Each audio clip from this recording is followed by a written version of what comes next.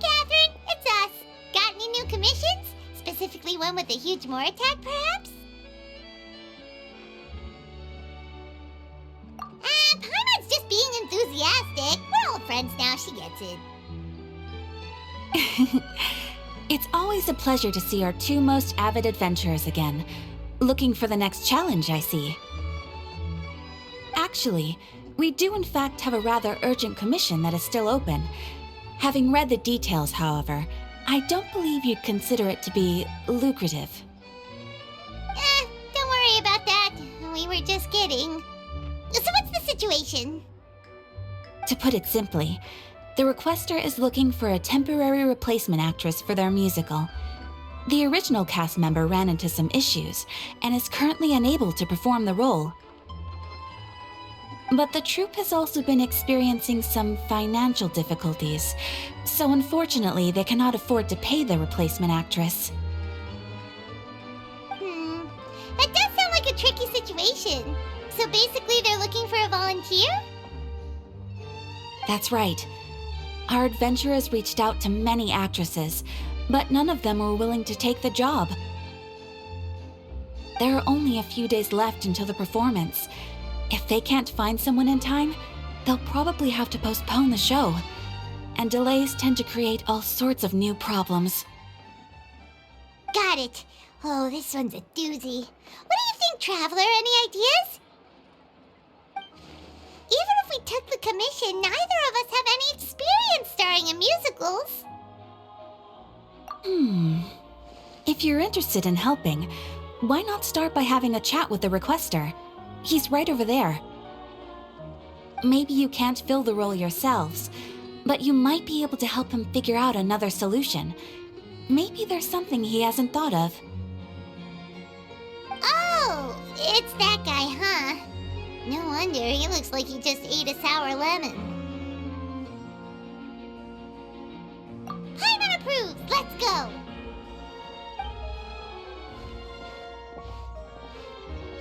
Hello there, are you the guy looking for a new actress? Wait, I know you two! Are you really willing to act in my musical? Wow, sounds like we're pretty famous in Fontaine already. But to answer your question, neither of us have any experience in musicals. But we heard that you're in a bit of a bind, so we figured we could at least try to help you think of a solution. I see. It's okay. I knew that asking for a volunteer was a long shot. If we can't find someone to step in, we'll have no choice but to cancel the show. It would be such a shame.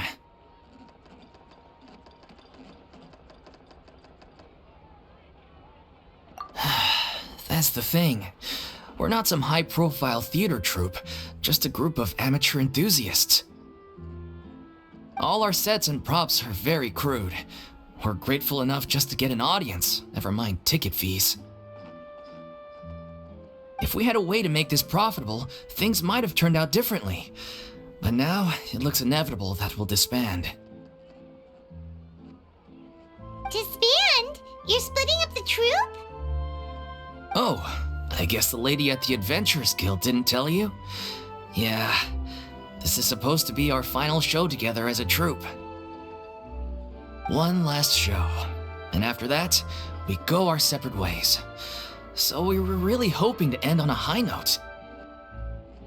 Nobody wants things to just fizzle out, not after all the time and effort we've invested into it.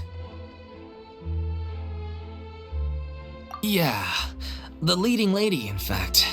She's been dealing with a chronic illness ever since childhood, and unfortunately, it flared up again recently. It really drains all her energy, so she's in no state to perform. The show just won't be the same without her, but for everyone else's sake, I still hope we can find a way to hold the performance on schedule. Got it, we have a clearer picture now. Let's see if we can come up with any ideas. What if we sponsored the show? Traveler, how much more are you carrying? Please, there's no need to go that far. I wouldn't feel right asking such a huge favor, and I can't promise that we'd ever be able to pay you back.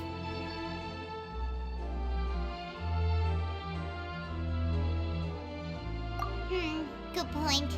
If the actress just goes through the motions for the Mora, that's not exactly rescuing the show. We should find someone who will put on the best performance possible. Oh, wait! What about... you know who? That's how you know we're the best of partners. Anyway, she should have all the free time in the world right now. She's really good at performing, and she was once super popular with the crowd. Performing in a musical should be a piece of cake for her. Who are you thinking of? Sounds like someone famous. Her! You're... That was a joke, right? Nope. Paimon doesn't actually know if she's performed on stage before, but Paimon's pretty confident that she'd be really good at it. You're not wrong there. She has actually performed in a number of big-name shows before. They were one of the reasons she was so popular. But even if she's no longer the Hydro Archon, it's not like she's suddenly a commoner. She's still an idol to many people in Fontaine, including myself. I just think Lady Furina might feel a bit out of place in an amateur troupe like ours.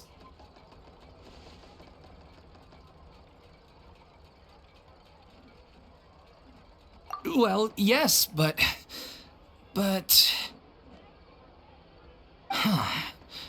Fair enough. I mean, if she was actually willing to, then of course I'd be honored to have Lady Furina star in our show. I'm sure the rest of the troupe would be delighted too. I'm sure everyone in our troupe has probably dreamt of performing on stage with her one day. Of course, it all depends on whether she's interested. She might consider this opportunity beneath her. No point in stressing about that. We'll only know if we ask her. And besides, things are different now. There's no reason for her to be all high and mighty anymore. Thank you for your help. I guess I'll just stay here and wait for the good news. Good luck. Wait, where does Furina actually live nowadays? She used to live in luxury at the Palais Mermonia, but she's, moved out, right? As it happens, I have her current address here. I can provide it to you. Woo! When did you get here? I came over when things were starting to sound more promising. I thought I should be at the ready in case my assistance is needed. It is my duty to support commissioners in any way I can. Thank you, ma'am. Thank you so much. Well, now that we've got the address, we'll go find Furina. Back in a jiffy.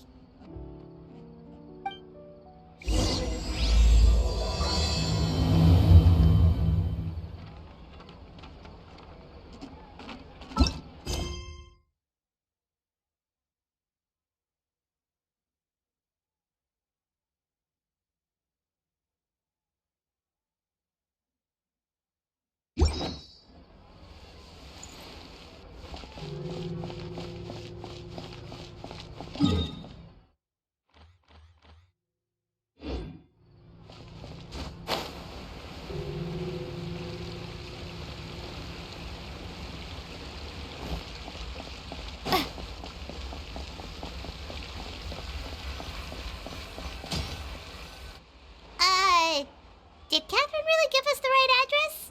She lives here?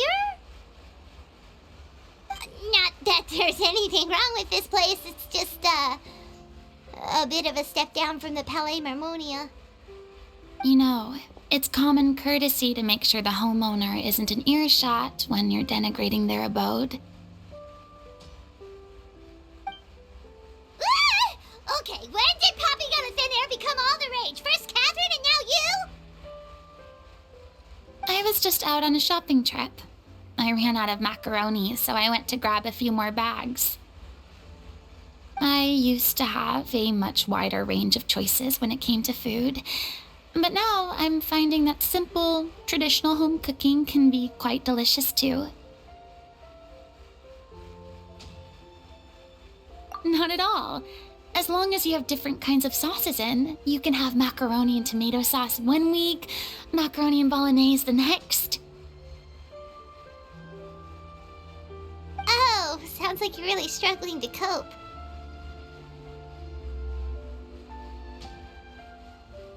How rude! Questioning my cooking skills. The audacity! It's not like I have a very eventful life these days. Actually, I barely leave the house. So I don't see how it's unusual that my meals are a little simpler now too. Besides, I'm sure I could master dishes like la lettre faucilor or blubber profiteroles in no time, if I felt so inclined.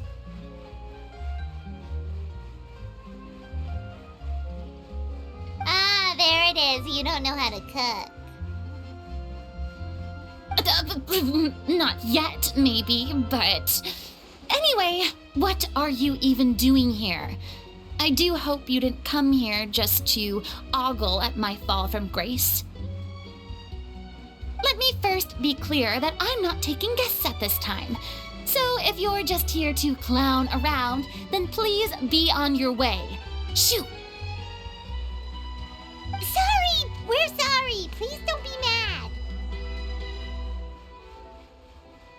Yeah, exactly! What the traveler said! Paimon wasn't trying to make fun of you.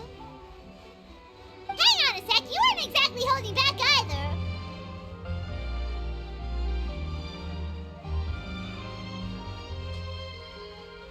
My help?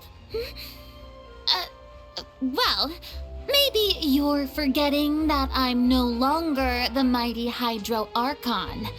I don't even have a vision, you know. Don't worry, it's nothing that serious. It's just very specific, and you're the one with the power to help.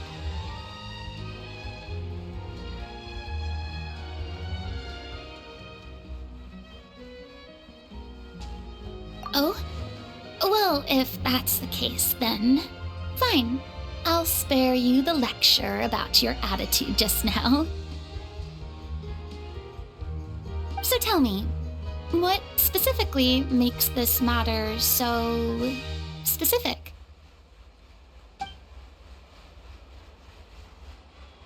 Ah, I see. I knew you couldn't have come all this way just to amuse yourselves at my expense. After all, I was once the brightest star in all of Fontaine, well-versed in all the various performing arts. A mere musical is well within my capabilities. But given the present circumstances, I'm afraid I must regretfully decline your casting request. How come? It sounds like this would be a breeze for you. True, but I have made a decision to retire from the stage.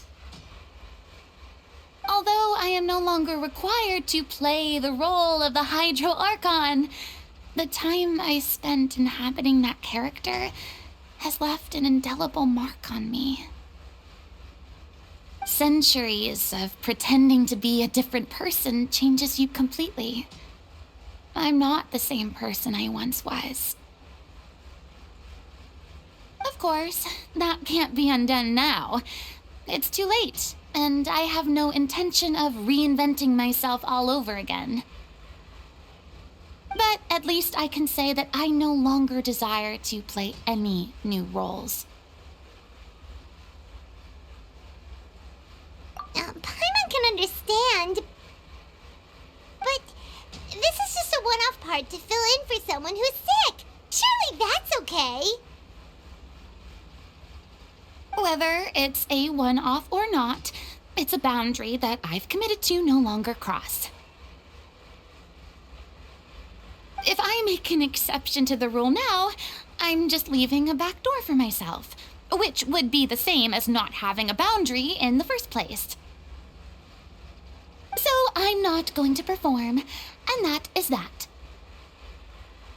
Okay, guess there's no convincing you. Well, is there anything else we can do to help out the troupe? Otherwise, they'll just have to disband without any fanfare. Do you know any other actors who might be interested in the role? Nope. Short and to the point, okay. I've never been great at maintaining relationships. Besides, anyone I've ever worked with probably couldn't wait to get rid of me. Since I'm just an ordinary person now, they'll probably just laugh in my face if I go asking them for help.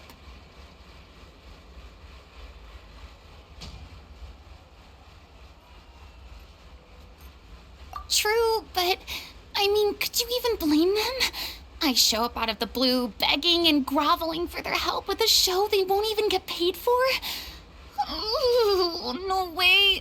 I'm dying from embarrassment just thinking about it. Nope, not happening. Well, is there anything else we can do? This performance really means a lot to the guy we're working for. Have I not made myself clear? You're barking up the wrong tree. I don't want this job, nor do I know of anyone else who would. Sorry. I didn't mean for that to sound so harsh. I wish I could help, really. But if I thought I had the answer to this problem, I would have said so by now. It's all right, Furina. Paimon just wanted to make sure we tried everything. Oh, everyone in the troupe will be so disappointed. Yeah, I guess that's all we can do now. All right then, we'll see you around, Furina. Toodaloo to you too. I'm going home to take a rest now.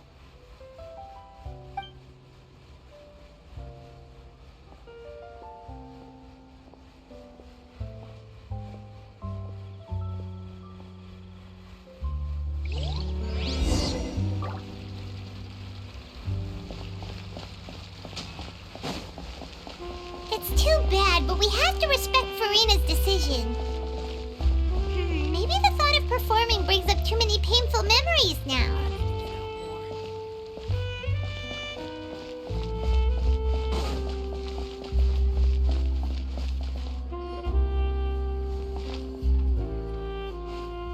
Huh? What's going on? Are they arguing? That's besides the point. I'll ask you again. Why did you start looking for a replacement without my consent? When did I tell you I'm going to take a step back? You didn't need to say it. We've known each other for how long now? We know the signs. But you never tell us about your illness, even when it's clearly flaring up. And that gives you the right to make a decision on my behalf? Shortly after you left, the troupe's lead actress came to the Adventurers Guild. She believes that she's healthy enough to perform. Excuse me, but can you both take a moment to discuss something else for now? The adventurer assigned to your commission has returned. Sorry, I was just dealing with a little misunderstanding. So, how did your conversation with Furina go? Sadly, it's a no from her. We tried to persuade her, but she wasn't having it. She doesn't want to play the role for personal reasons. I see. Well, circumstances have changed a little, so maybe that's not such bad news after all. You see, our leading lady has just informed me that she's well enough to make it to the show after all. Staging the musical with the full original cast was always the dream, of course. Oh, right! Sounds like everything worked itself out then.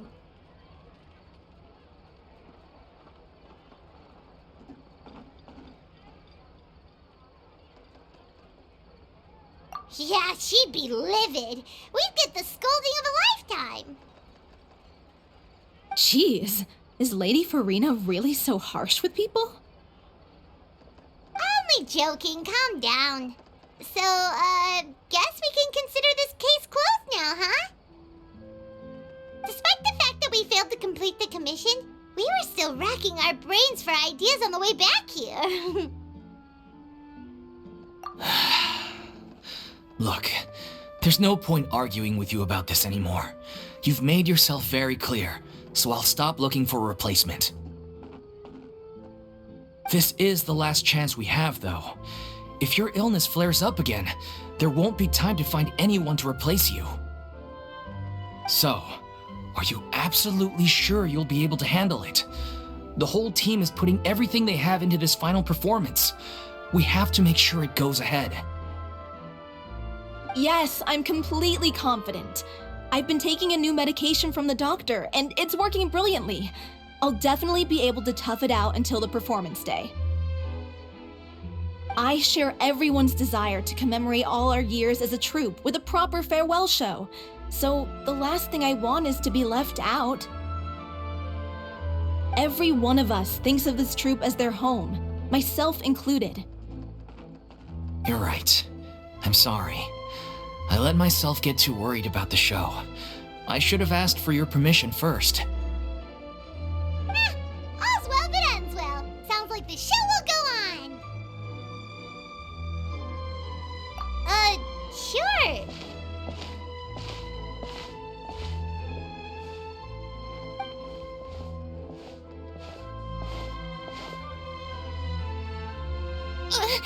Hey, how did you... I was just passing by because I realized I forgot a couple of items on my shopping list. All right, I'm coming. No need to drag me.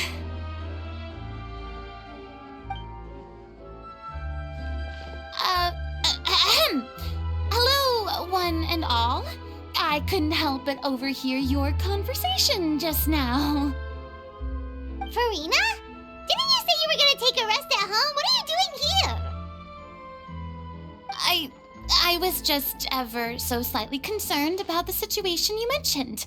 Yes, a teensy bit concerned, that's all.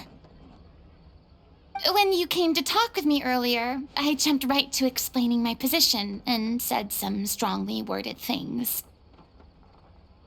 And all before I even had a full grasp of the situation. Anyway, I just feel a bit bad about how it went down. I'm sorry, Paimon. Oh, it's totally fine. Paimon didn't take any of that personally. You really have a knack for asking the most uncomfortable questions, don't you? I felt very sheepish, having had a change of heart after flatly refusing you. And then, to make matters worse, you caught me. But in any case, it sounds like the issue has already been resolved. Yeah. When they said they were gonna ask for your help, I almost had a heart attack. I mean, how could we be worthy of having Lady Furina star in our show? There's no need to think like that, and no need to keep addressing me as Lady. Just Furina is fine. I was wondering, if this troupe is so important to all of you, why does it have to disband? If the difficulties are purely financial, then there must be a solution. You could put the shows on pause while you look for a sponsor, for instance. Everyone seems so devoted to the troupe. I'm sure if you keep chipping away, you'll find a way through. We all want to believe that, but some things are just beyond our control. Everything's been going downhill ever since we lost our director. She was the heart and soul of our troupe. She kept us going.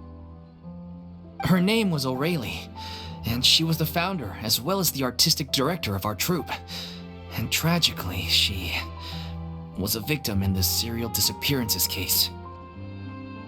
What? That's actually how I recognized these two. It was all thanks to their efforts that the true culprit was brought to justice. But still, no sentence can bring our director back to us. She was a loyal fan of your performances, Miss Furina. They were what first inspired her to get into musical theater.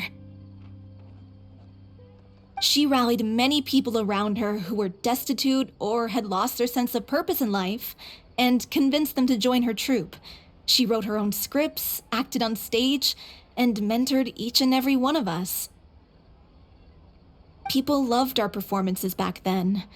We seemed to be going from strength to strength. Things were really looking up for us. And then disaster struck. Yeah. After that, the entire troupe fell into disarray. None of us know anything about script writing, let alone how to handle the business side of things. We've been doing the best we can, but despite our efforts, things are slowly but surely falling apart.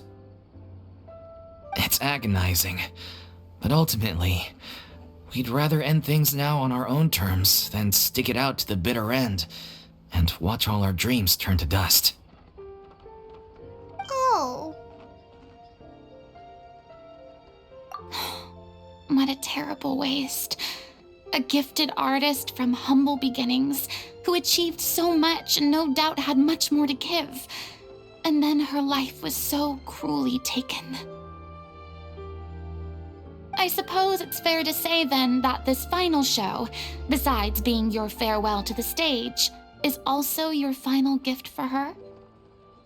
Yes, exactly. We all miss her terribly. Well, good thing I followed the traveler here. After hearing this tragic tale, I can no longer stand by and do nothing. Furina.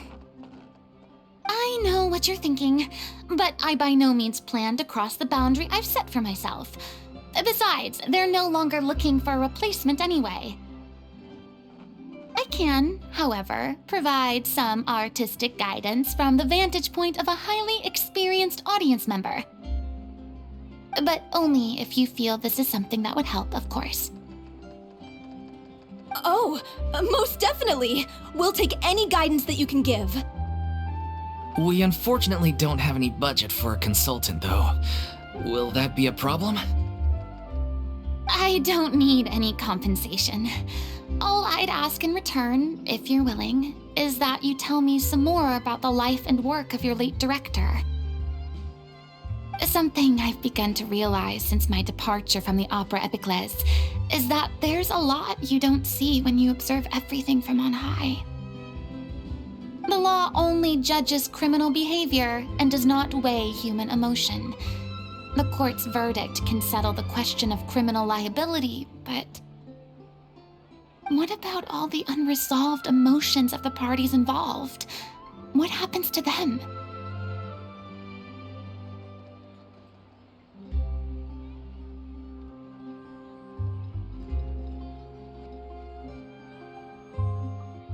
An interesting answer. But if you ask me, I think all emotion shall ultimately return home to the heart and slowly settle with the passage of time. Take, par exemple, how this troupe pines for their late director. Things such as this I have never witnessed before, and so I should like to observe, perchance to understand. Huh. Still a fan of your old dramatic monologues then, huh? You just want to get back in on the action, don't you? No. This is a completely different situation. Pearls before swine. The name's not Swine, it's Paimon! Would you be willing to join me? Come on, take a break from adventuring to listen to a story.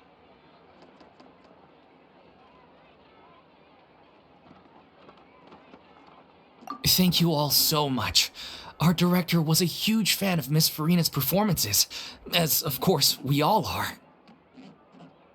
All right, follow me. We'll go to our usual practice space. Please excuse the size. It's a little on the smaller side.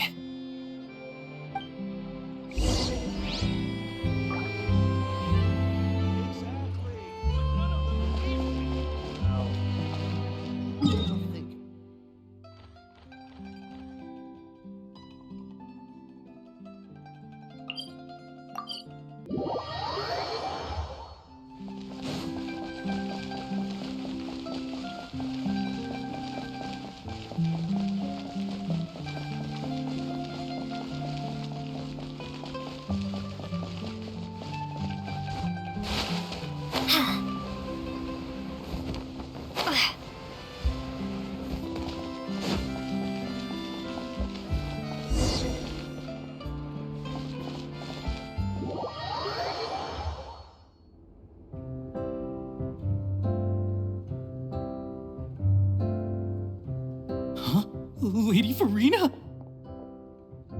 What's Lady Furina doing here? Hello all. Allow me to explain. As of today, Miss Furina will be supporting our production of The Little Oceanid in the role of artistic consultant. These two over here are the ones that made it possible. They kindly reached out to Miss Furina on our behalf.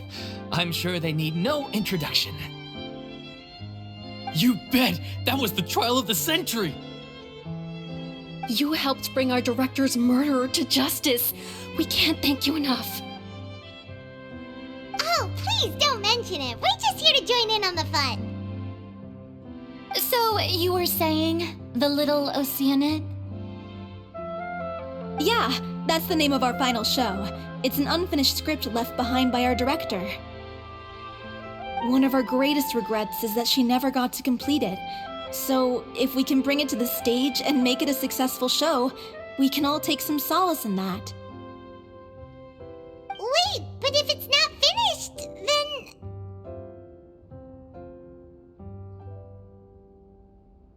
Yeah, we've been battling issues on every front trying to realize this dream. Anyway, let me give you a quick summary of what the story's all about. The protagonist of the story is a young oceanid who transforms herself into human form, despite the protests of her family. She longed to live just like any other human, and sure enough, she found friendship and even love. Everything seemed perfect.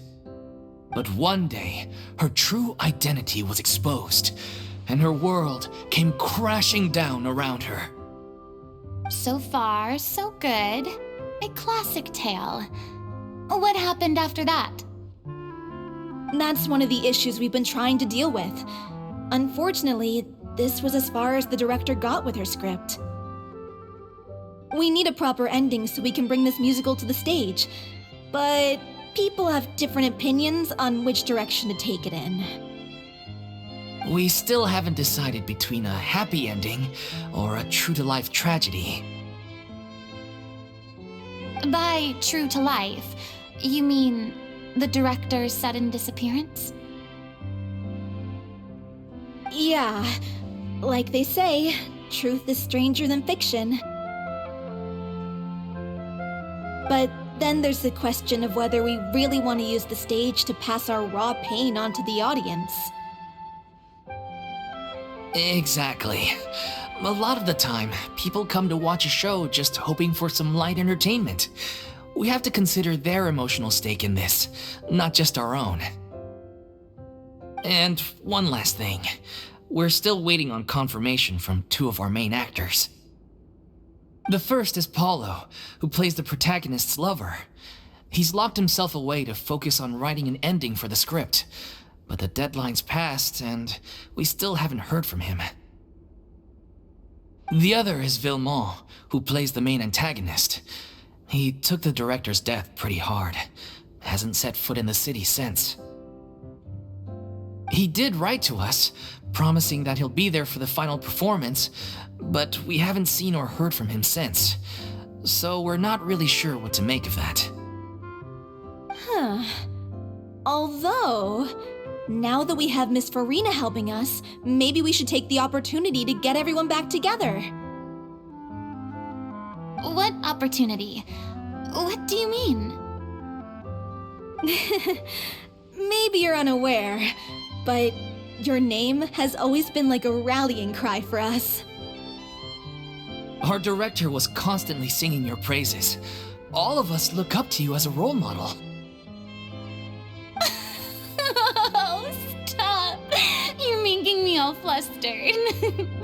Although, not in a bad way. I suspect the reason they're dragging their feet is that they have their doubts about whether the show will really go ahead, considering all the issues you've been facing. But one by one, all the obstacles are being removed. Now is the time to rally the troops. Makes sense. Okay, priority number 1, let's check in with Paulo and see where he's at with the ending. He went back to Poisson a few days ago. Said that staying in a friend's home might help him to relax and escape the feeling of isolation. I thought the last thing his friend would want right now would be to take visitors, given that Poisson was flooded not too long ago. But I guess it's the opposite. A friend in need and all that. Yeah, maybe he could use some company. Poisson.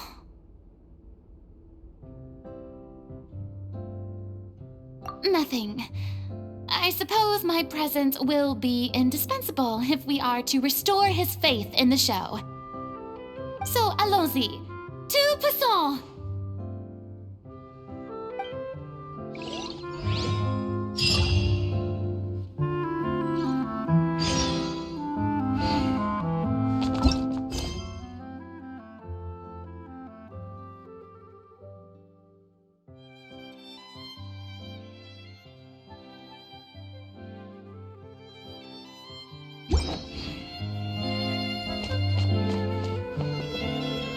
Pressure's on now. We gotta make sure we're fully prepared.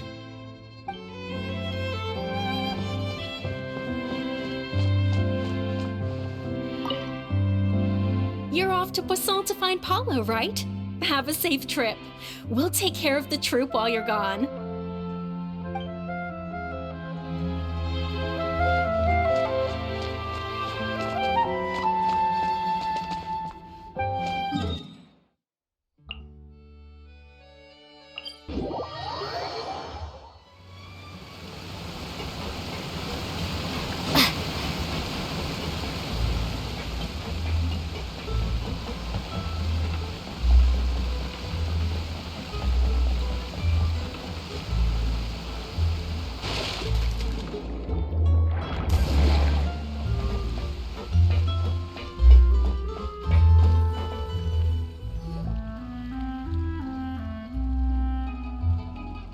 If I remember correctly, this is where he's staying. Who is it? It's me. Is the script ready? You came all the way here for that? All right. Forget that for now. Just come on out. We've got some great news. Nice try. Look, just give me some time, okay? I'm just wrapping up this last part of the script. I'll be out once I'm done. Okay then. Looking forward to your masterpiece. So, as expected, he's missed the deadline. The ending is one of the most important parts of the show. Even once he's done, it isn't final until we've all had the chance to read through and make sure we agree on it. Someone told me they'd just seen you in Poisson. I assumed it was a case of mistaken identity, but sure enough, here you are. And Furina, too. I was wondering if we might run into her. So, you're here for Palo? Looks like he could be a while, so feel free to take a stroll around town in the meantime. I've made all the arrangements already.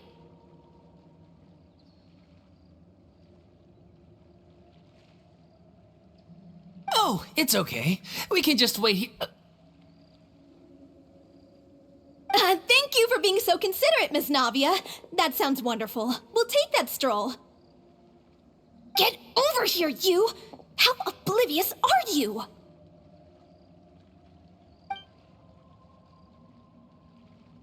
How are things in Poisson now? Any better? Things are on the mend, but it's a slow process. Some people may never recover from the trauma they experienced.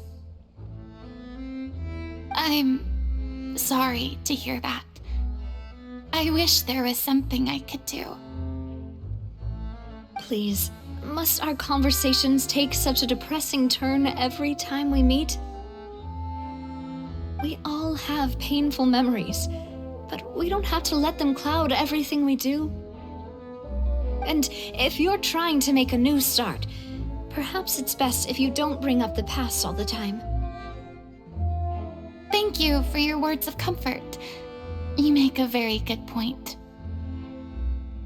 But for now, at least, I think I should stay with the way I'm feeling for a while longer. It's okay.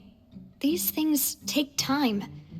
Moving on from a painful experience is easier said than done.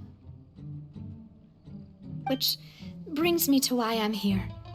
I thought you should probably know that not everyone here is ready to forgive and forget after the Hydro Archon's inaction in the face of catastrophe. To avoid upsetting the peace, I told the townspeople that everyone here is a member of the theater troupe, and that you are just an actress playing the role of Furina. It's not a perfect solution, but hopefully it means you won't have to lie low while you're here. That's so thoughtful of you, Navia. Well, what do you expect? I am the courageous and considerate president of Spina di Rosula, after all, like my father before me. Anyway, that was all. Look after her now.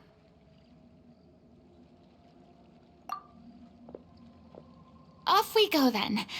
Let's take a look up there. I don't have any friends that I can be frank and honest with, so maybe she's right. You're the closest thing to friends that I have.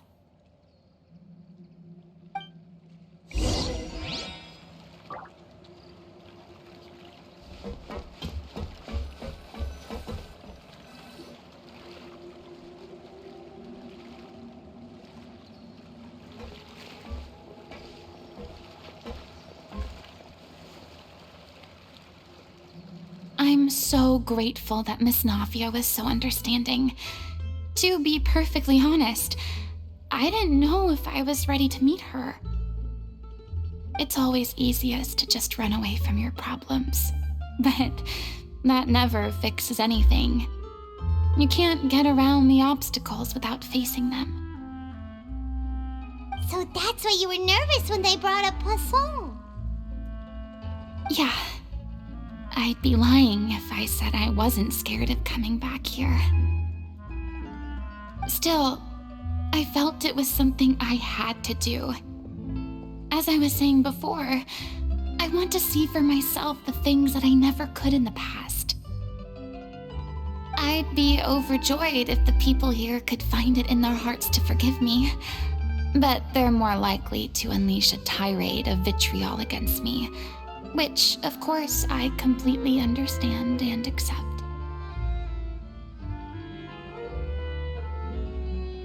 Yeah, I can tell people are watching me. I'm sure some people here see the idea of someone coming to Poisson dressed as the Hydro Archon as extremely disrespectful. I used to be terrified of the gaze of other people, especially when they had suspicion or resentment in their eyes. I guess I wasn't quite ready for this after all. I'm not surprised you're making yourself go through all of this.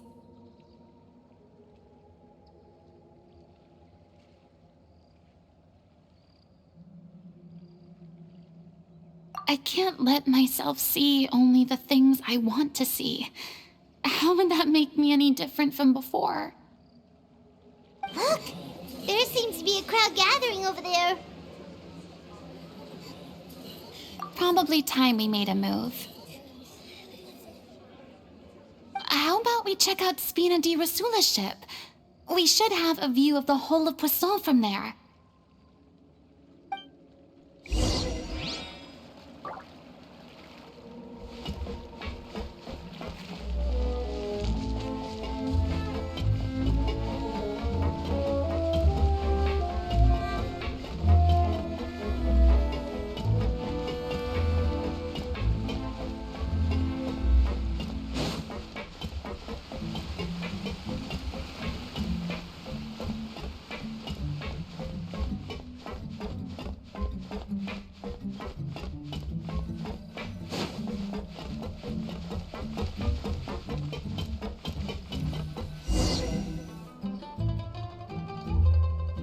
I'm sorry.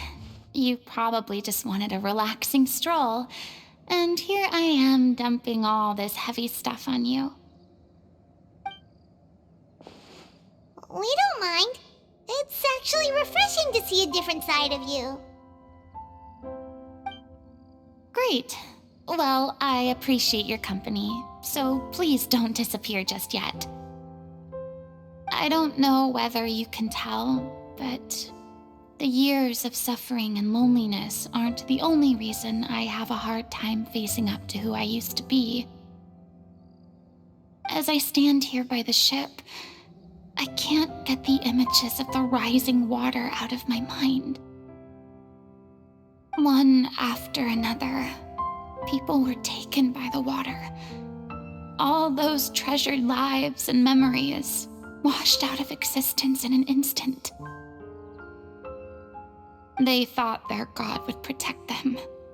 They had absolute faith that when disaster struck, a divine power would save them from harm.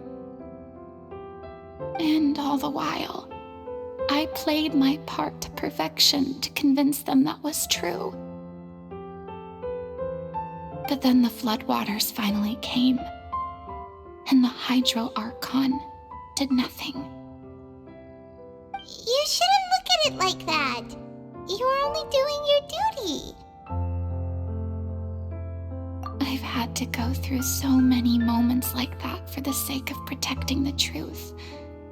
As time went on, it got harder and harder to bear, and I became more lonely and isolated. Eventually, I realized I had nothing left except the truth. I became terrified of completely failing in my task, and was haunted by the thought of being left all alone, weeping on my throne. Fortunately, we were able to avoid the worst-case scenario thanks to the help of heroic individuals such as yourselves. Everyone rose to their responsibilities, and I finally regained my freedom. But on some level, freedom also means no longer being needed. I have no further use to people. Paimon would have never imagined you'd see it that way.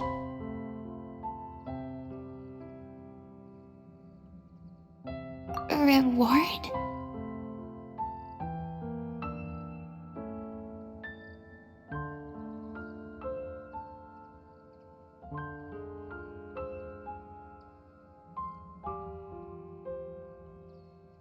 I guess so. Back then, I didn't even dare to dream about having someone to confide in. I was scared of someone recognizing me for who I truly was, and exposing the secret I swore to protect. Believe in the Furina you see on stage. She is the one you can trust.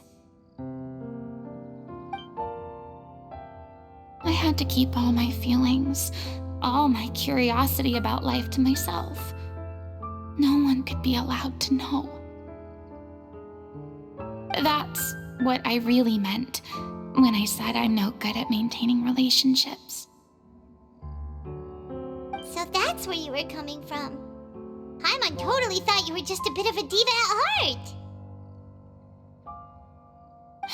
Could you please get off my case? I don't know what's gotten into you today. I'm making an effort here. You could at least try to do the same.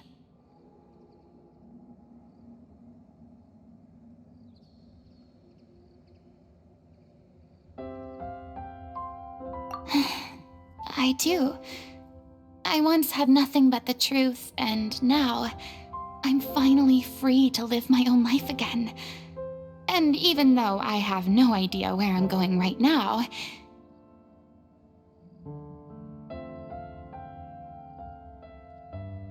at least the choice is in my hands. All right, it's about time to head back. Polo should have finished the ending by now. Sure. Okay, let's head back and check it out.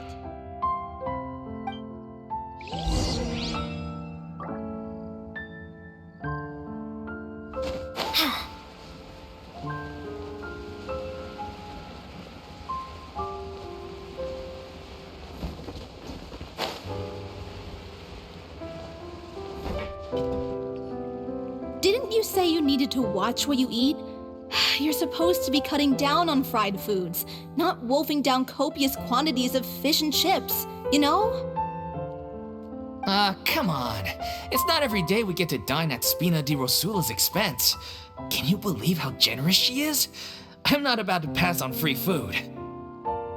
Anyway, my character doesn't need to be slim and good-looking. That's your job.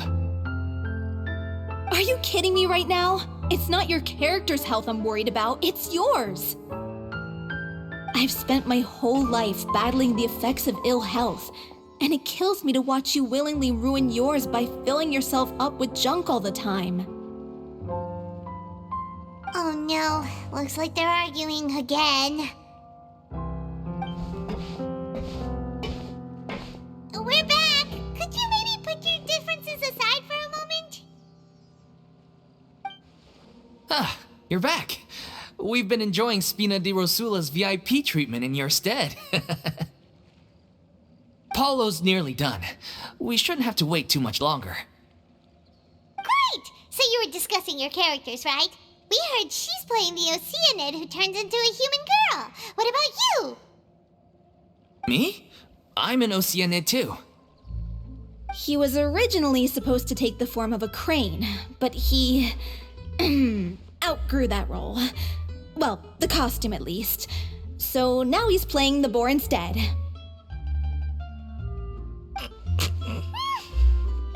Sorry. The boar's not a bad character, actually. He's the one who raises the little oceanid, yes? That's right. He has some pretty memorable lines too, like when he imparts some solemn words of wisdom to the little oceanid. If you become human, you can reveal your secret to no one. You will face suffering and loneliness. Is this truly what you want? Wait, that sounds kind of familiar. It's the most important line in the whole script. I think it's a symbolic statement about our director's life and legacy. She kept quiet about all the trials and tribulations she faced in running our troupe, allowing us to devote ourselves fully to performing. It was only after she was gone that we realized how tough her job really was. You mentioned earlier that the troupe was like your home. Yeah. I was born with an incurable illness, and once my family found out it couldn't be treated, they decided they didn't want me anymore. I spent some years taking whatever work I could find and trying to manage my illness with various medicines. But whenever I had a bad flare-up, I'd be lying in an alleyway for days at a time.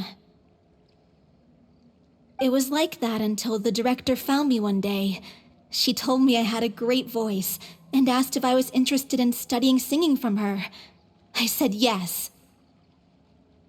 She took me under her wing, taught me to both sing and act, helped me find Mora for my meds, took care of me when my condition decided to flare up.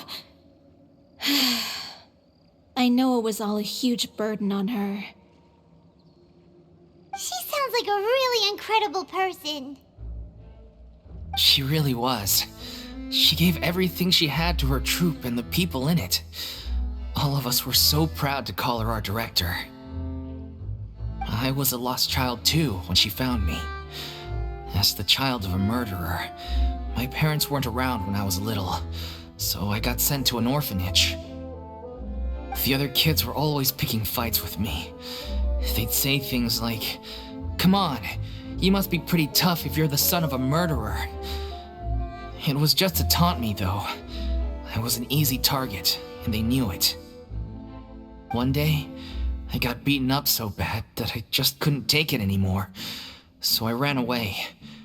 I lost all faith in humanity by that point. Thought the whole world was out to get me. Let me guess. Fortunately, the next person you ran into was the director. Yeah. For the first time in my life, I was somewhere I felt safe. and I promised myself I'd stay here until the day the group parted ways. The day you hoped would never come. How times change. Oh, you're finally done? Get your butt over here. There's someone I need to introduce you to. This is our new artistic consultant, Miss Furina. Furina? The Furina? Oh my god, how did you manage to wrangle that? Please, the honor is all mine. I was profoundly moved to hear about your troupe and your wonderful director. I just wanted to do something to help. Same here. Even so, this is just... Oh, wow. I'm sorry. I'll try to calm down. Now, where was I? Ah, yes, the script, of course. Let me give you a rundown of how the story unfolds in my version of the script. I'm sure you're already familiar with the beginning of the story. A little Oceanid decides she wants to become a human against the wishes of her family. She finds love and friendship in the bustling city, but then disaster strikes. The people start to notice that all the fresh water in the surrounding area is slowly disappearing. The soil is becoming arid, plants and flowers are withering, and the people begin to panic. The little Oceanid, Cleo, and her lover decide to do something about it and investigate the truth of the matter together. In the end, they discover that all the waste and pollution created by humans over the years has caused the fresh water to flee the land, as if driven by a consciousness of its own. Consciousness? You mean the water is sentient? Water as a conscious entity. There's actually quite a few stories that explore this theme. Since the little Oceanid is a water spirit, she immediately understands how the water is feeling. She then tells her lover about her true identity, as well as the truth behind the crisis. Her lover accepts her for who she is, and works with her to find a way to bring the water back. However, unbeknownst to them, there were some people eavesdropping when she revealed her secret. The little Oceanid is accused of being directly responsible for driving the water away, and faces the greatest dilemma of her life. And then? In the end, she makes the brave decision to sacrifice herself to save her lover and the rest of humanity. Huh? But didn't they all treat Cleo like a villain? Why would she want to save them after that? Well, she mainly wanted to save her lover, plus everyone who'd stood up for her. Through her love for her human partner, she was able to find an even greater love, one that extended to all of humanity. Surely the biggest strength of Cleo's character. There's actually something else that bothers me. You know the protagonist is supposed to represent the director, right? And she never had the chance to become a hero in our world. If we're serious about dedicating this show to her memory, we should make the ending as true to life as possible.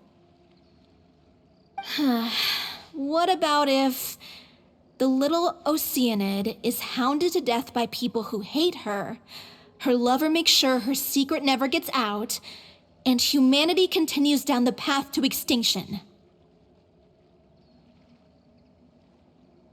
That sounds like too cruel of an ending to me. And perhaps a little irresponsible to present to the audience. That ending would be a perfect mirror to Director Aureli's death, both arbitrary and meaningless. On the day when she went missing, Director Aureli had instructed us all, somewhat out of the blue, to leave the Kur-de-Fonteigne and wait for her outside the city. We waited and waited at the rendezvous point, but she never came. By the time we returned to the city, she disappeared without a trace. We looked for her. The Gardamex looked for her, but she was nowhere to be found. Increasingly, all the signs seemed to point to her being the latest victim in the serial disappearances case.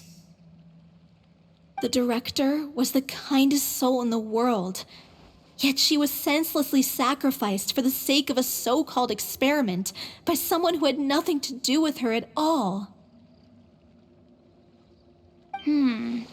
But doesn't the way she suddenly told you to leave the city suggest that maybe she had some sense of what was about to happen?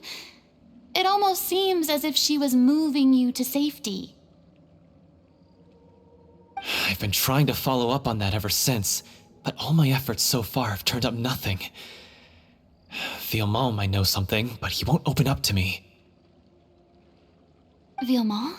The one who's playing the role of the villain? Yeah. He's been overwhelmed by grief. I think the director's death hit him hardest of all. Grief?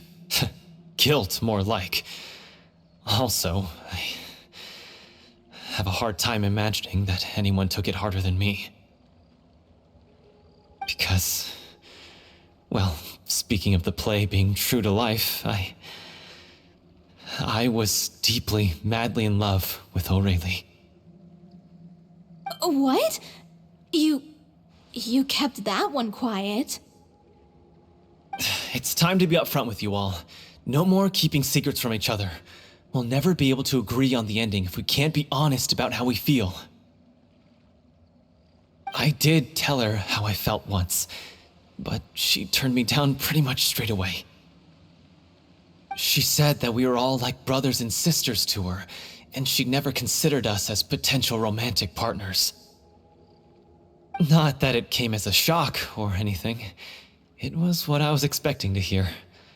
So I told her I'd always be there for the troupe, and I'd always be there for her. I said, maybe one day in the future, when everyone's settled into their own lives and on the up and up, and managing the troupe no longer required her constant attention, well, maybe then she could reconsider what she really wanted in her life. And now, that day will never come. Oh, Paulo. So if I'm the one writing this ending, then I'm gonna make sure it does right by Aurelie. I won't let anyone get in the way of that. In that case, you have to straighten things out with Villemont once and for all, face to face. We've all had our differences of opinion over the ending, but those two have never seen eye to eye on anything. One of them has to compromise if we're ever going to reach a final decision. Well, if that's where we're at, looks like it's time to go visit Villemont. Are you ready to face the truth? Honestly, I'm slightly terrified. But for the sake of our final performance, I'll do whatever it takes. Funny you should ask, though. You really do get what I'm going through right now. I certainly do. Come on, everyone. Allons-y!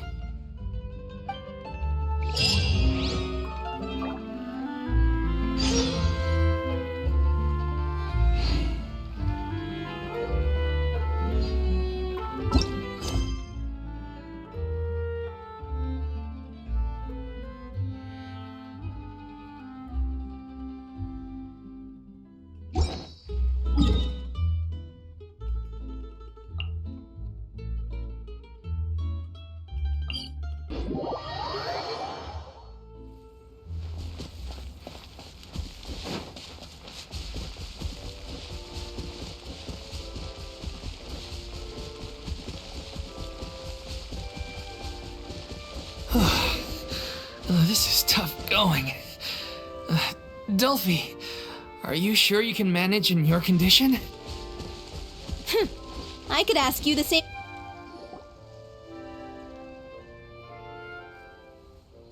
Ugh, as if this journey wasn't tough enough already without a roadblock. Don't worry. We should all be fine with the traveler here. We don't need to take a detour.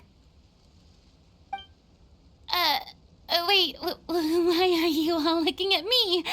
You're not seriously expecting me to fight, are you? We're just curious, that's all. I don't think anyone's ever seen Furina in a fight before. Yeah, but Don't you remember why?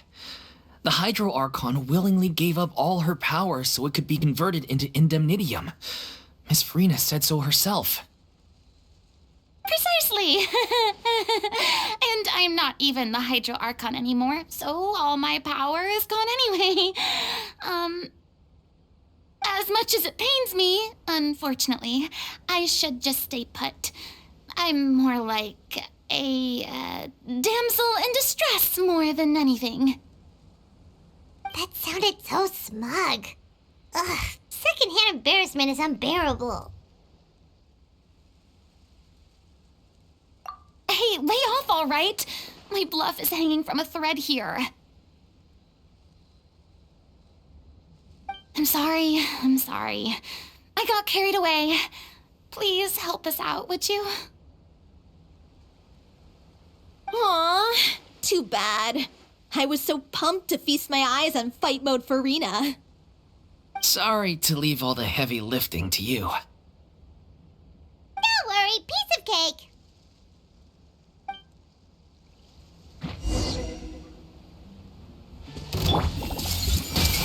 A bitter pill to swallow. Positions.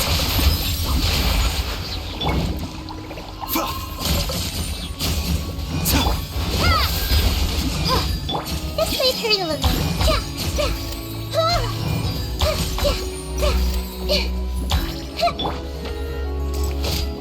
Mind the side effects.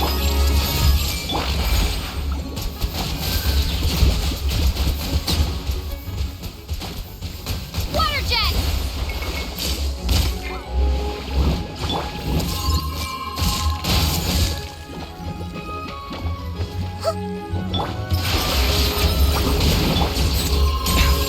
Remember, health comes first. Everyone hold hands.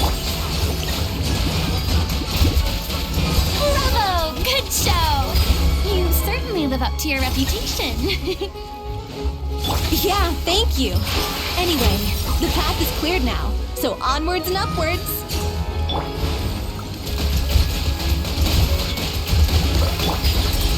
I see everything.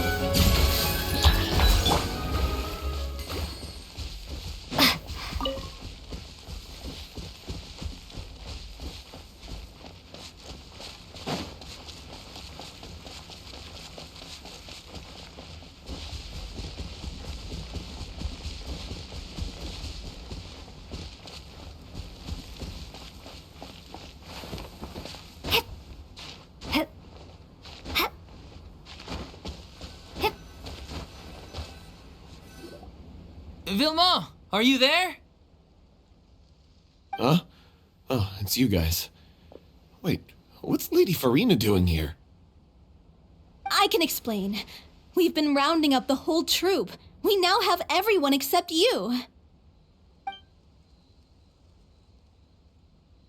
So, you think knowing the truth about the director's disappearance will help you write an ending to the script that pleases everyone?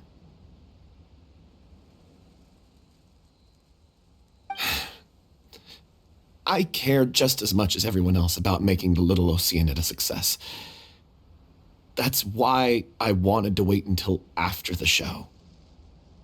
If I open this can of worms now, I just don't want to make things difficult between us.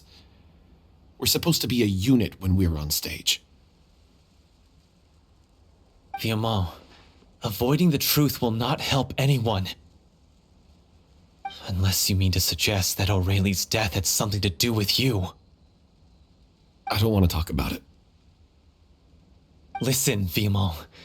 I used to think that my love for Aurelie was a point of shame. I never brought it up to anyone. But now, I've made up my mind to put it all on the table. I'm prepared to face everything, to sacrifice everything for the sake of the show.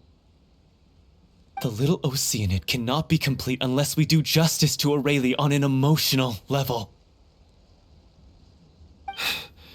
This is why people think of you as not being the smart one. As you all know already, the troupe was kept afloat not from ticket sales, but donations from the audience. Of course, that was nowhere near enough. We took on side jobs when we weren't performing, but even then, the troupe's financial situation was pretty dire. So, anyway, one day after a show, a merchant came to me and offered us a huge sponsorship. In return, we just had to provide the audience with their drinks during performances. It seemed like a win-win, so I said yes to it on the spot without consulting the director. It was only when the merchant came to deliver the goods that I realized the drink in question was synth.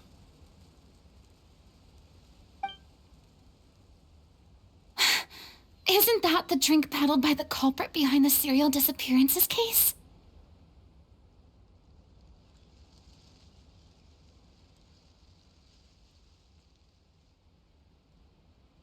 I freaked out when I saw the boxes, and I told the director everything right away. She was completely shocked as well. But she didn't reprimand me for making the decision without consulting her. Instead, she contacted the merchant and stated that the troupe could not agree to this collaboration. The merchant was furious, berated us for going back on our word, and threatened to sue us for damages. The amount was astronomical. There was no way we'd be able to pay. And then? I was going to sort it on my own, but the director stopped me. She said that this was an issue for the whole troupe and it wasn't my fault. But things only got worse from there. The synth merchant just wouldn't let up, and then suddenly the director told us all to leave the city one day. I knew then that things must have reached a boiling point. I admit this whole thing was my mistake. I didn't dare to tell any of you the truth back then, and after the director disappeared, I was even more afraid to say anything.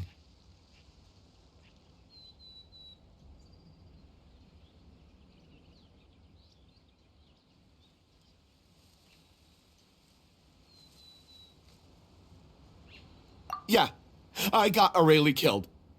There, I said it. Happy now? Hey, don't say that. You traitor! You knew Aurelie was in danger. Why in God's name didn't you tell us? What do you mean, you were afraid? This was a life and death situation. We could have saved her! How could you be so stupid? Please, try not to get too worked up. Yeah, listen to him. You need to stay calm. Stay calm? How can I stay calm? This guy got Aurelie murdered. She was the love of my life. And he has the gall to try and high-road us, claiming that he kept his mouth shut for the sake of the show. How about taking some responsibility for what he's done? All I can say is I'm sorry. Truly.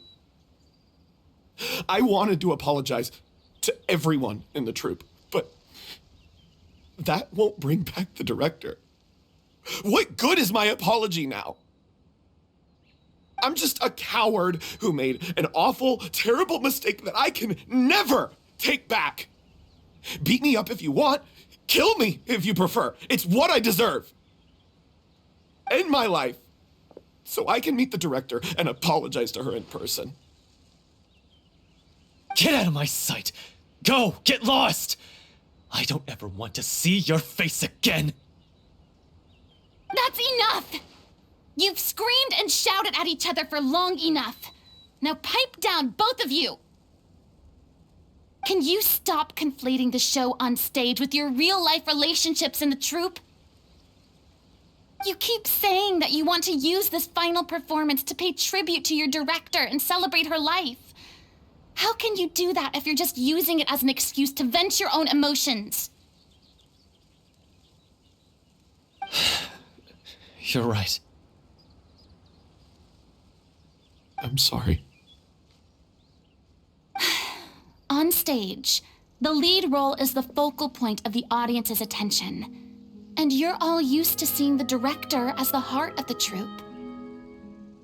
But in her own life, Her greatest desire wasn't to be the center of attention. I can tell how much she loved you all, and how much she loved the troupe. What she wanted was to build a warm home for all of her brothers and sisters, to shield you all from the storms that rage in the world outside. That's how you should remember her, and that's what you should be celebrating. I understand why you're trying to make her the hero of the story, but isn't she your hero already? After everything she did for you? Yeah. So think hard about what that means. And then think again about what you hope to achieve by arguing with each other. If you really hate each other and can't reconcile your differences, then you could just call it quits now. Why bother with the final performance if the group is already fractured? But you can't bring yourself to do that, can you? You care too much about Director O'Reilly and the home she built you all to let go.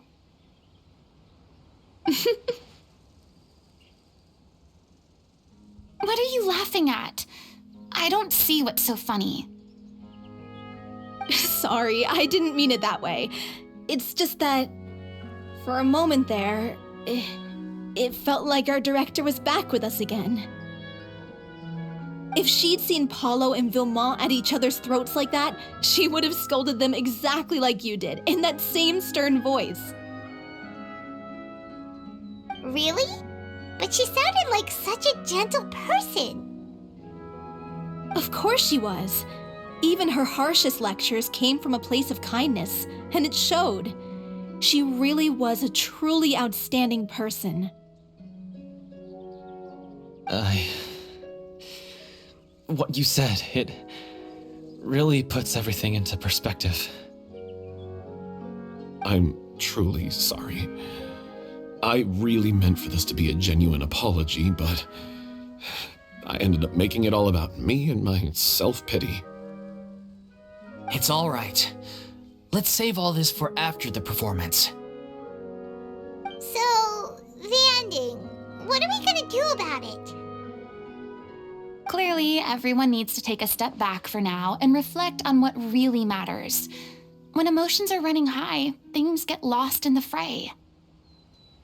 The end of the story needs to focus back on O'Reilly herself. She's the true star of the show.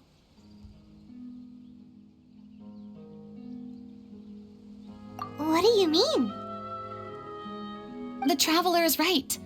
You once investigated that underwater synth base and recovered items belonging to the victims. If you could find anything that O'Reilly left behind, perhaps we can get a better sense of what she went through in her final days. You really think that's possible?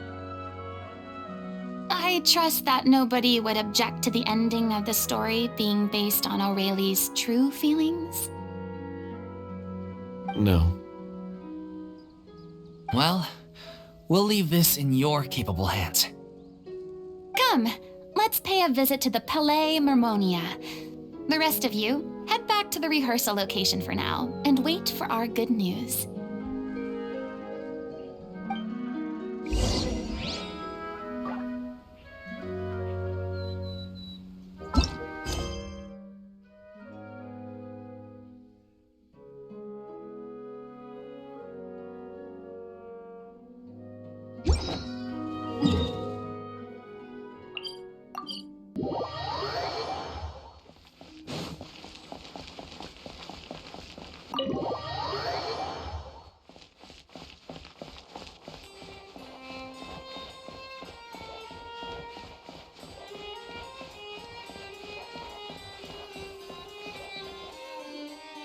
You want to review some recovered items connected to victims of the serial disappearances case?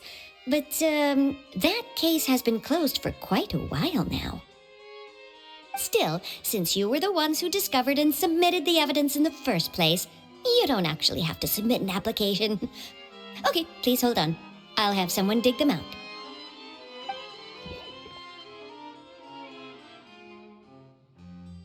So, This is all O'Reilly left behind. Just whatever she was carrying on her person and this tattered old notebook. Hey! It's full of script lines! And sketches too! Looks like they show where the different props should be placed on stage. Let me take a look. Maybe there's something in here from after she was kidnapped. Aha! I found something. To whoever discovers this diary. Let's see. Looks like she kept a detailed record of her captor's actions. She even mentions the truth behind the experiments on dissolving young women. If we'd had the chance to examine this notebook carefully back then, it would have been a conclusive piece of evidence proving Vachey's guilt. Vachey took so many lives. It's still so unthinkable how many victims he had. I guess O'Reilly must have written all of this down in the hope that her records would one day be of use to investigators. Wait, it cuts off. Her handwriting here gets patchier and more illegible by the line. She probably didn't have much strength left. Her final words are... I'll let you read them for yourselves.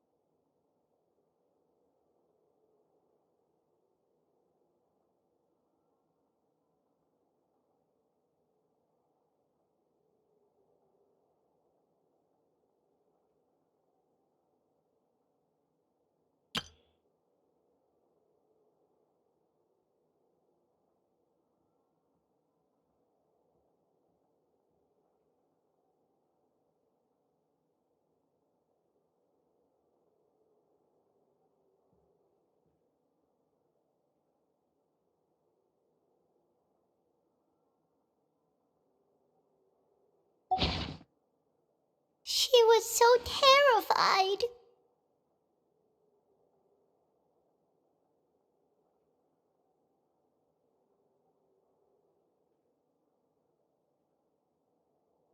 She may have been a mighty hero in the eyes of her troop, but at the end of the day, she was only human.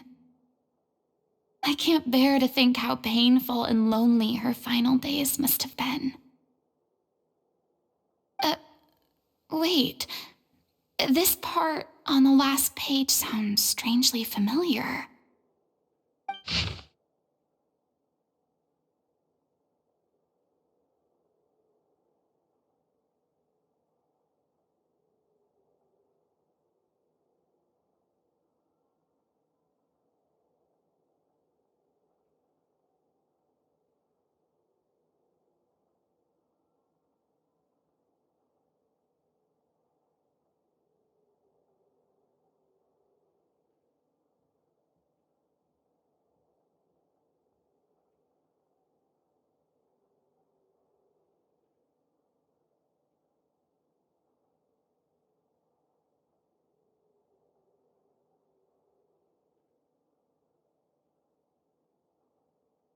If you become human, you can reveal your secret to no one. You will face suffering and loneliness. Is this truly what you want? Isn't that the most important line in the Little Oceanid? Because I am an older sister to them. Oh. So she didn't regret her decision, even as she sat in silence, waiting for death to come.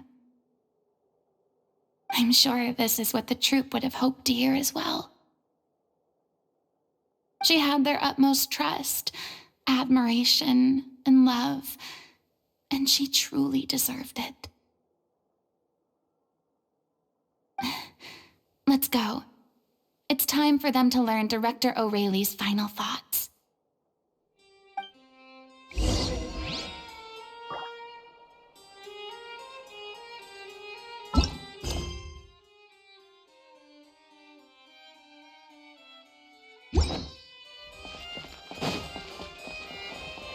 These newcomers are full of enthusiasm.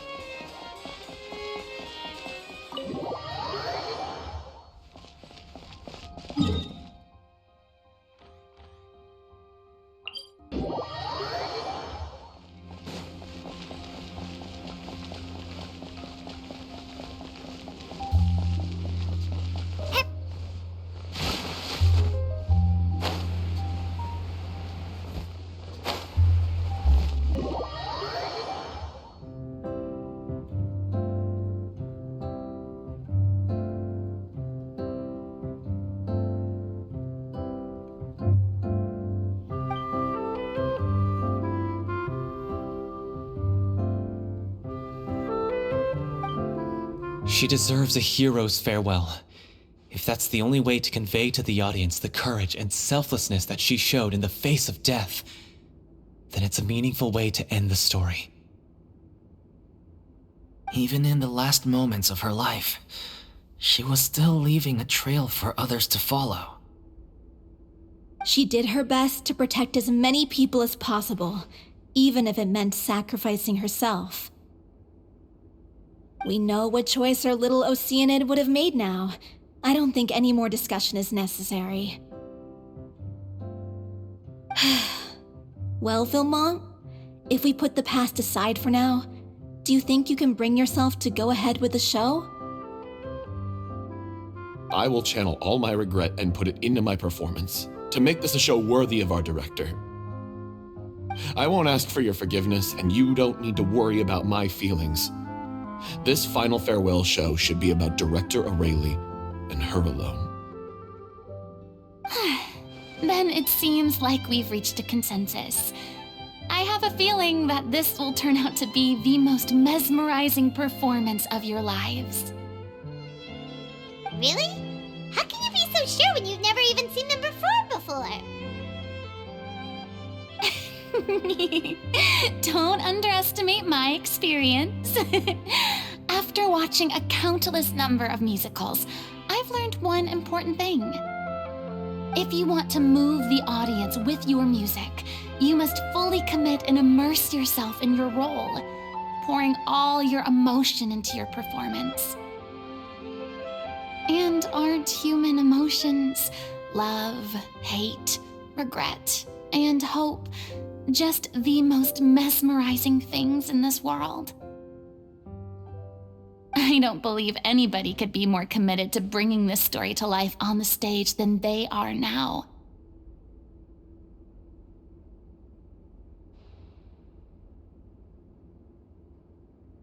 Thank you for the vote of confidence, Miss Furina. And thank you for supporting us through all this. Then, let's not delay things any longer. We need to discuss the details of the ending and get it nailed down once and for all. Actually, before that, I'd like to make a proposal. During the curtain call, please allow me to use the director's name instead of my own.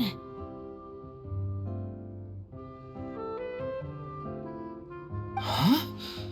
But then...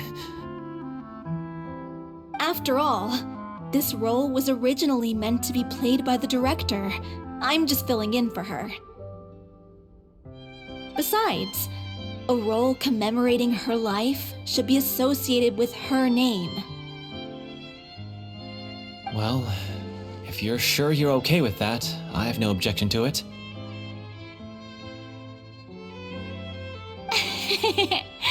Now we're talking like a serious acting troupe. All right, I'll leave you to fine-tune your musical while I go and procure a stage. Procure a stage? Oh, it's okay. Our usual place doesn't need a reservation. That place? Oh, don't be silly. For an extraordinary show, we need an extraordinary stage. By which I, of course, mean the Opera Epiclese. Whoa, wait, what? No. That's never going to work. It's far too fancy for the likes of us. What are you afraid of? Surely you don't think that Aurelie's story is unworthy of the grandest stage in Fontaine. No, that's not what I meant. It is supposed to be your grand finale, right?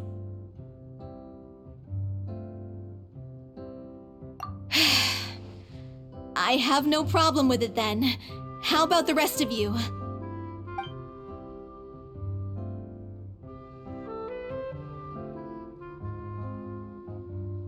I'll take your silence as a yes. Thank you for giving us this opportunity. It really is a dream come true. Well, then don't disappoint me. If you mess this up, it'll reflect poorly on me too. Come on, we'll need to get the go-ahead from Nervilette. I know just where to find him.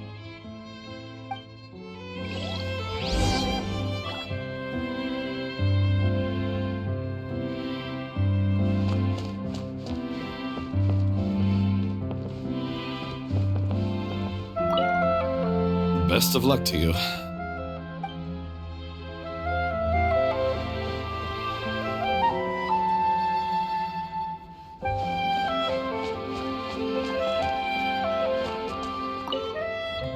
First Miss Furina, now the Opera Epiclese? If only the director was still with us. Hey, come on.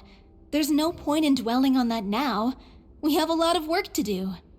Yeah, you're right. Now's not the time to get all melancholy.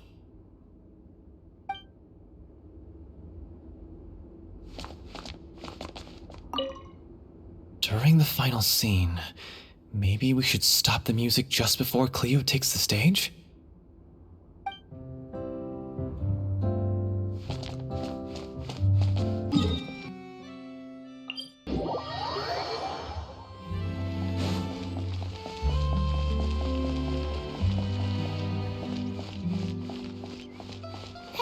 Look at that! Looks like I guessed right.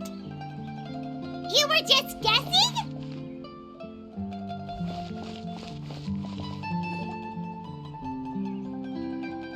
I knew you'd be here. I'm here merely for a short break. It has been a while, Miss Furina. And you too, Traveler in Paimon. What might I assist you with today? I would like to book the Opera Epiclese for an event. You see... I understand.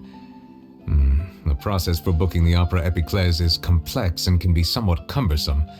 But given that the request is coming from the three of you, I see no reason to make things unduly difficult. The story of the little Oceanid is most fascinating. I'm looking forward to seeing it performed on stage. I will say, however, that I am surprised to see your passion for the performing arts rekindled after all that has happened. What do you mean? Do I look excited? Yes, and this is the first time that I've seen you like this since your departure from deityhood. At first, I just felt bad about rejecting them, so I wanted to learn a little bit more about their situation. But one thing led to another, and, well, here we are. In the past, we sat in our high chairs in the court, giving our opinions on isolated cases, all while knowing very little about the human stories behind each and every one. Maybe it's because I finally become an ordinary person and gained my freedom, but I've developed a great sense of curiosity about their lives. I'm truly delighted to see you find a new lease on life. Now that you've regained some confidence, have you had any thoughts regarding a return to the stage? Why would you suddenly ask a question like that? Well, if the Little Oceanid turns out to be a great success, it will no doubt become a classic. Many theater companies are certain to add it to their repertoire. The experiences and decisions of the protagonist Cleo are all modeled after your own. Naturally, this makes you eminently suited to playing the leading role. It would truly be a shame if you did not take this opportunity to allow audiences to enjoy your outstanding acting talents once more. Haven't I already made myself clear? I won't act or perform in any role ever again. No exceptions. Nor do I think it is any great shame. There is no lack of fine actors or inspirational stories, either on or off the stage. This experience is a case in point. I feel like I've learned a lot, and it has already been well worth the price of admission. I must admit, though, I'm a little envious. They're quite fortunate to be able to bid farewell to their past in such a magnificent manner. I see. Well, I'm glad to learn that you have found a role to play that you enjoy, be it on the stage or not. I sincerely hope the show will serve as the grandest of finales. I will have my staff book the date and mail the relevant paperwork to the troupe once the details are confirmed. Thanks, Nervalette. You are very welcome.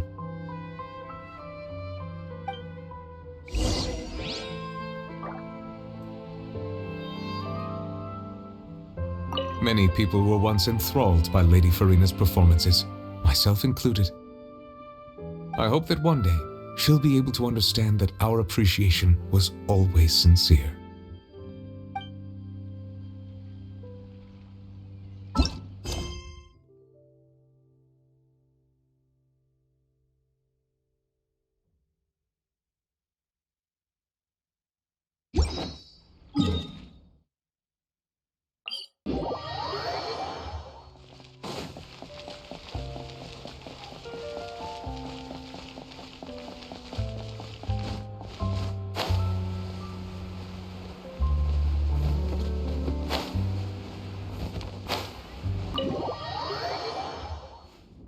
Everyone, it's done.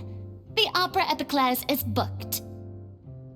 Thanks to my eloquent and impassioned speech, Monsieur Nervalette was moved to provide us with a fitting stage for this special performance. We've had to fight every step of the way for this opportunity, but we now have all of the ingredients necessary to stage a truly spectacular performance. A touching story, a magnificent venue, and last but not least, a passionate and dedicated cast. Now, let's work together and make this show the best it can be. This is truly wonderful. The sooner we can finalize the ending, the more time we'll have to rehearse. Fiumali and I just went over some parts of the script and tweaked a few things. I think it's really going to resonate with the audience now. Wow, you two had a constructive conversation? That's great! Communication is vital to any good performance. Look at us! We've come so far. I never could have pictured this scene a few days ago. It's amazing!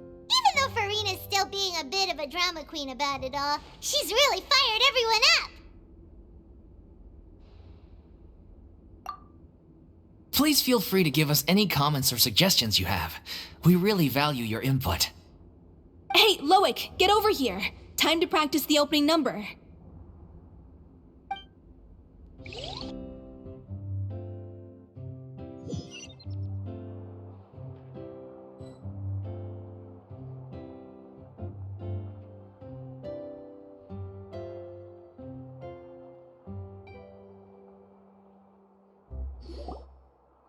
Cursed Cleo. She stole the waters of life from us. She's a fraud, and she must pay for her crimes. This has nothing to do with her. The ignorance and hatred of our people is to blame. How can we hope to win back the water's favor if we don't change our ways? This guy could be useful. Take him hostage. If Cleo wants him back, she'll have to show herself.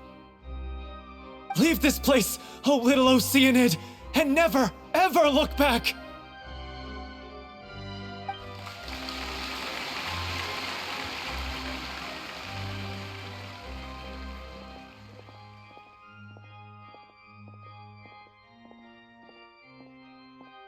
Everyone's really throwing themselves into their roles. I haven't seen such a fine performance in a long time. If only... What should we do? It's almost time for her to take the stage! Why? Why does it have to be now? Hey, what's going on? You're due on stage any second now. Oh no, not again. But why? What about your new meds? Did they stop working? They've been getting less and less effective over time. I've had to keep increasing my dose. What? I thought they cure it. So they were only managing your symptoms? I figured whatever it took to get me through this final performance. How could you do this to yourself? And after that lecture you gave me about not looking after my health. I'm sorry. I've let everyone down. You... This is a conversation for another time. How can the show go on without its star performer?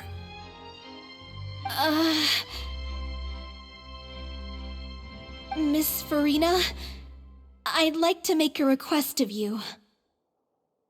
Say no more. If you're sick, you need to rest. I know what you're going to ask. Loic, your character has no more scenes, correct? Oh, yeah. I think my scenes are all done.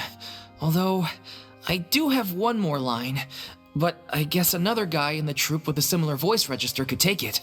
Why? Please take Delphi back to her place to rest. I'll sing the finale. From the sublime to the ridiculous. After all that, everything's come full circle. Thank you, Miss Furina. I'm so sorry to put you in this position after everything you said. Never mind. What's done is done. It's really my own fault for getting in too deep. No one likes regrets, myself included. Leave it to me. I've watched you rehearse so many times that I've learned Cleo's part by heart. I do not doubt your acting skills, but please allow me to ask just one more question. After all, this show is dedicated to the life and legacy of our director. What, in your opinion, is the reason Cleo shines so brightly? It's her pure heart. Despite all the pain and loneliness she had to endure, she never once stopped believing in the beauty in this world. Well said. I leave Director O'Reilly in your hands.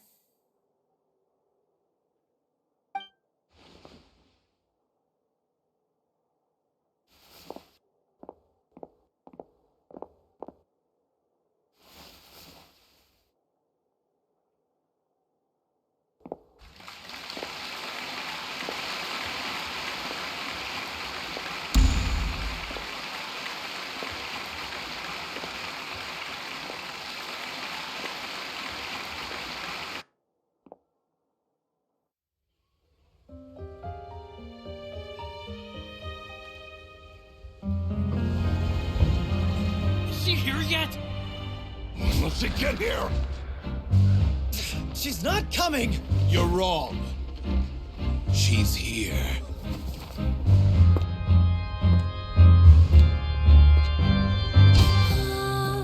Si je pouvais vivre dans l'eau, le monde serait-il plus beau?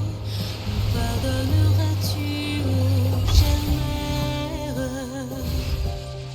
L'eau dans son courant fait danser nos vies, et la cité est nourrie, ainsi que toi, mon doux amour.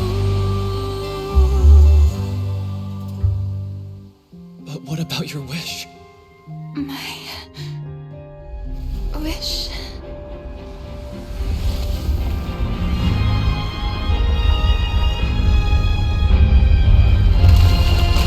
If you become human, you can reveal your secret to no one. You will face suffering and loneliness. Is this truly what you want? Le grand amour ne suffit pas, seul un adieu fleurira. C'est notre histoire de vie, douce et amère. Moi, je serai toujours là, à voir le monde et s'inventer. Et ça ne changera jamais, jamais.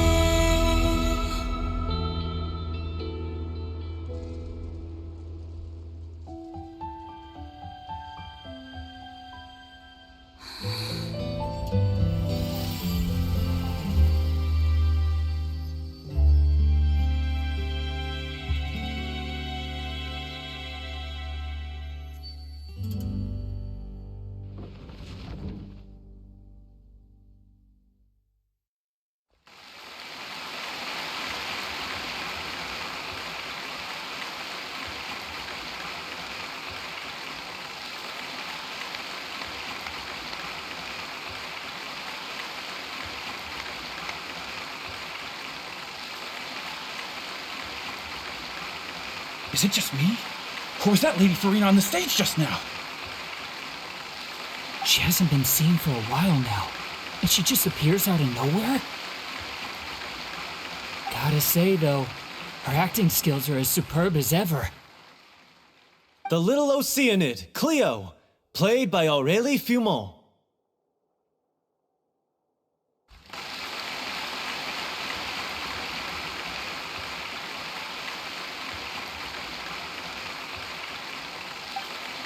Wait, that's not her name. What's going on? I don't know. Maybe it's just a doppelganger. I've spent a lot of time out of the spotlight, and they didn't use my name during the curtain call either. Hopefully, not too many people recognized me. It's too bad that I had to break the one clear rule I'd managed to make for myself, even if I had no choice. Still, I have to admit that, despite everything, it felt good to be back on the stage again. Finally, we would like to give a special thanks to our artistic consultant and event coordinator, Miss Furina. Hey, that's not what we agreed on! Oh, so it was Furina after all. She's back! Honestly, what is he doing? He should have run that by me first. All right, calm down, don't be mad. This was a group decision. We just didn't want your contributions to go unacknowledged.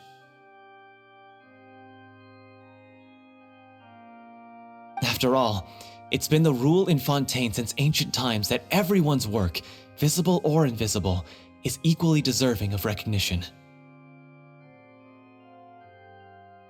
Yes, I know the rule, but it should still be applied on a case-by-case basis. I wasn't ready for this yet.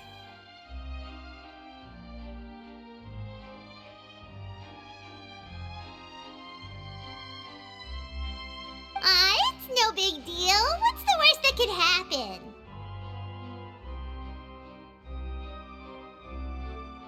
Oh, yeah? Well, since you think it's so easy, you can sign them for me. This is a great chat and all, but can we talk about that crazy thing that happened during the show? It nearly gave Paimon a heart attack. Paimon flew over to where she was supposed to be and was about to drop the prop vision, and then suddenly, a real one popped out of thin air! Oh, that.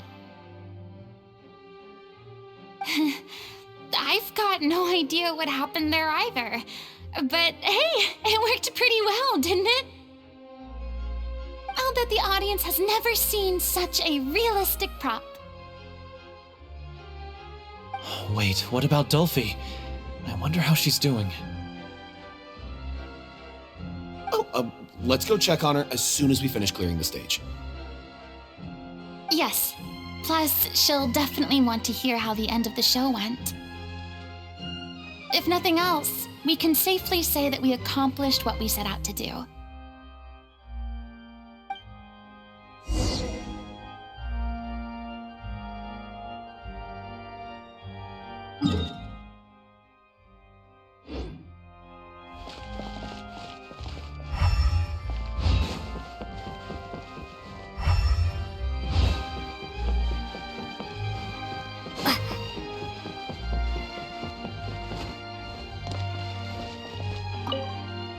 Did anyone see where Miss Furina went?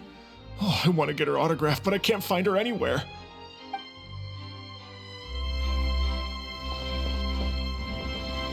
I thought Cleo's actress sang very well. Why did they swap her out at the end? I don't know. Maybe that's just how it was scripted.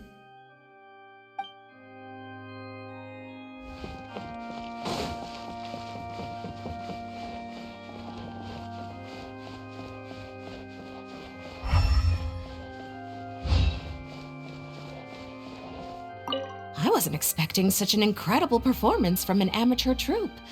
They didn't seem out of place on the big stage at all. Yeah, their technique could use some polish, but the performance in general felt very believable. Hit all the right emotional notes. I think it'll stay with me for a while.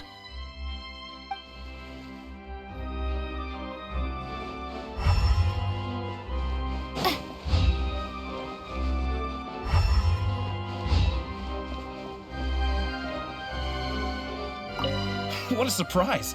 Seeing Miss Furina on the stage? This ticket was money well spent. Yeah, I agree. Say what you want about her, but she's flawless when she's on stage.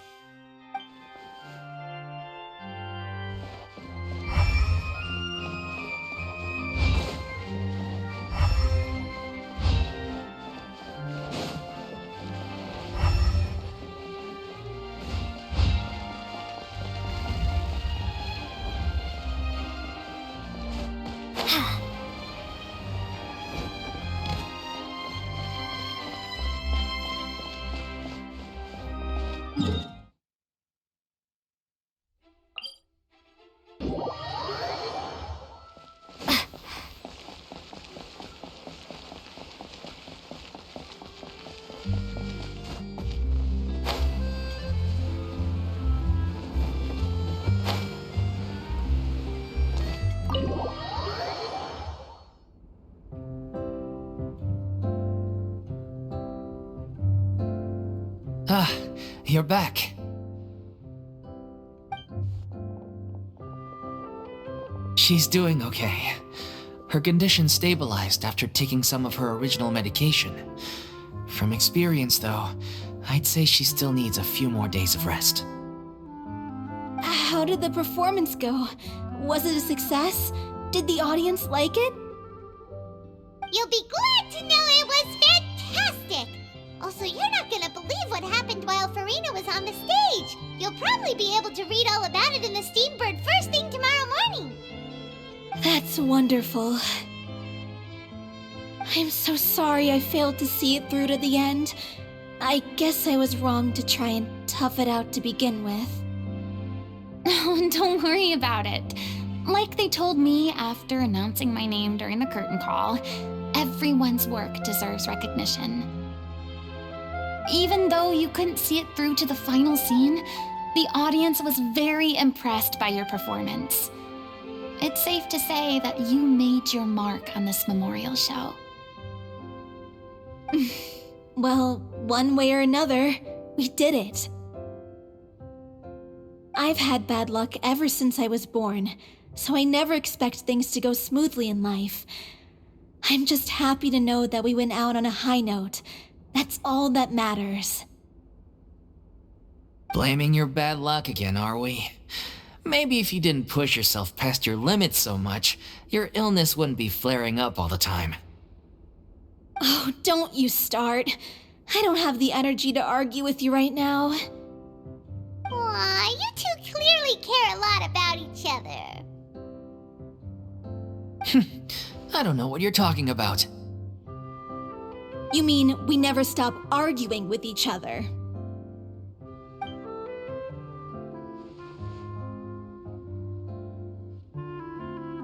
So, any plans for the next step? After the brilliant performance you put on, the reputation of your troupe is sure to spread through Fontaine like wildfire. You won't have to disband if you don't want to. You could capitalize on the rave reviews and license out the little Oceanid to the bigger theater troupes out there. That would do wonders for your financial situation. No, we should still disband. Yeah, it's what we all agreed to. After all that's happened, I should give you guys some space.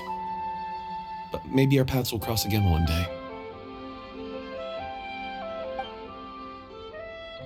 Hey, don't just walk off! Ugh.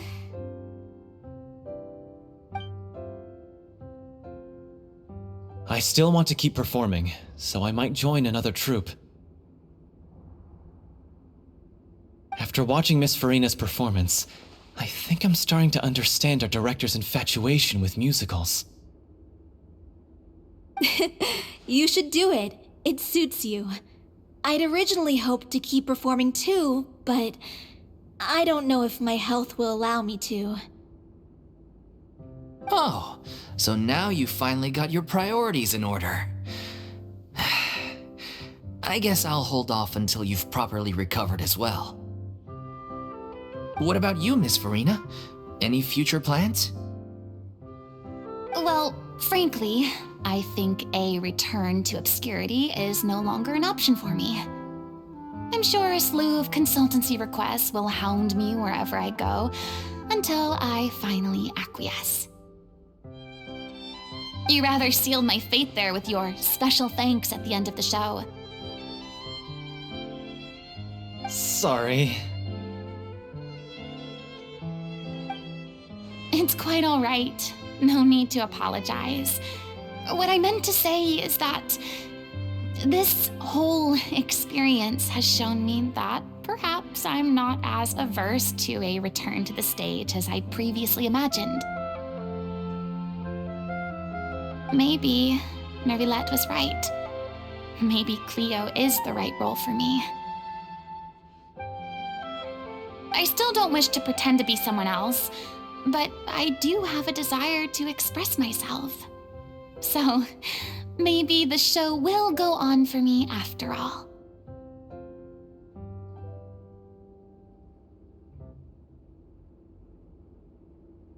Yeah, there was once a time when I was an actress in a masquerade, seeking only to hide the truth.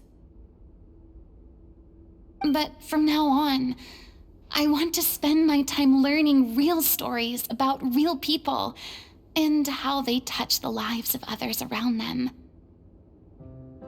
I want to watch them blossom and wither, see them refined on the page, retold on the stage, and remembered long into the future. I'm sure this is what captivated Director O'Reilly as well. Sounds like you're ready to stop running from your true calling. The more you get out into the world, the more you'll discover what a fascinating place it is.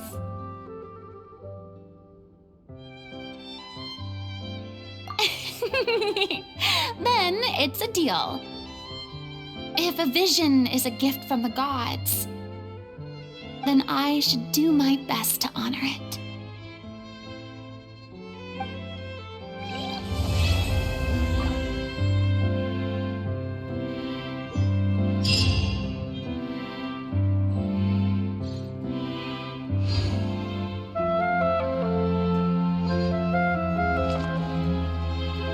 I mean, of course I have some regrets, but There'll be plenty of opportunities in the future for us to tell the stories that we want on stage.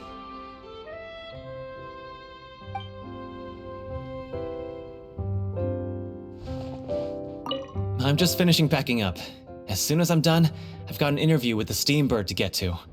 Thanks to all your help, this show was more perfect than we ever could have hoped for. But most of all, I want to thank you for giving me the chance to finally say farewell to O'Reilly.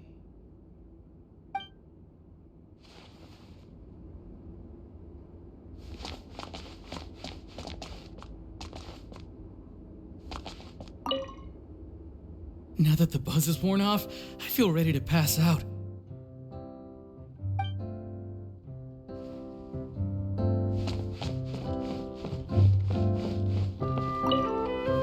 Thank you so much. I feel like I've rekindled the passion I had when I first joined the troupe. It might turn out to be too little, too late for me, but still, this has been the experience of a lifetime.